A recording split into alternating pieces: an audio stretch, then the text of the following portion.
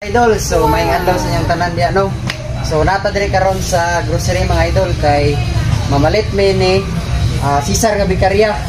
O nami ipamalit diri mga idol. Kini siya amo ni siyang ihatag dito kay Tatay Undo Kuymi katong PWD nga nakita namo sa barangay Kalaw-Kalaw mga idol. So nay grocery mga idol plus napay bugas nga among ihatag dito. So initial lang ni mga idol, pasiuna lang ni atong ihatag dito para makabag-abag puta sa iyang panginabuhian. So kauban na to, Cesar nga Bicarya.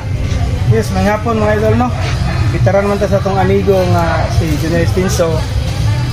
Ubanon ta niya para mag-uban may sa pagpahatag palipay or mga grasya nga maihatag at siya para tabang buta ka tatay no. Salamat. So boto mga idol. So uban ni mi kay maatom dito karon ha. Salamat. God bless. So nanata diri sa balay nila tatay no. Ito siyang kuyugan paingon silang balay. Natay dalang pasalubong mga idol. Dala tag bugas. Tapoy dala grocery atong kauban mga idol si Cesar nga Bicarya. Please support si Cesar nga Bicarya mga idol. Salamat.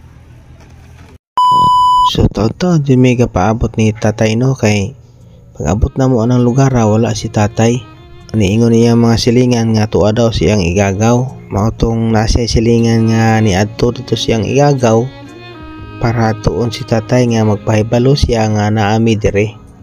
So makita gyud mo ang kahimtan ni tatay no nga usa siya ka PWD og nag-inusara na lang sa kinabuhi kay wala na siya mga ginikanan.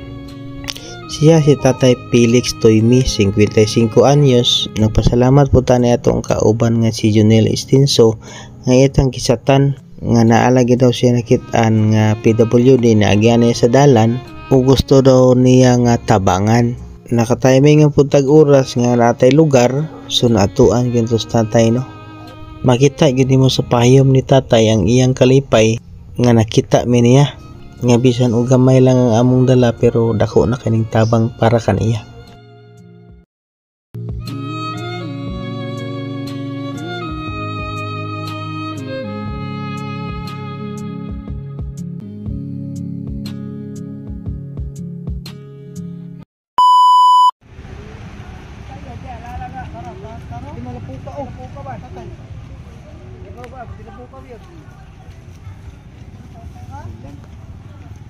Okay ron tag tinginit na no. Oh, man. Inginit okay ra mo na sa nga. Mahapon mo uli ana. Lapok kayo. 55. 55. Oh, lapit ka mas senior. Lapit ang senior. Kaya ginawa. Abot sa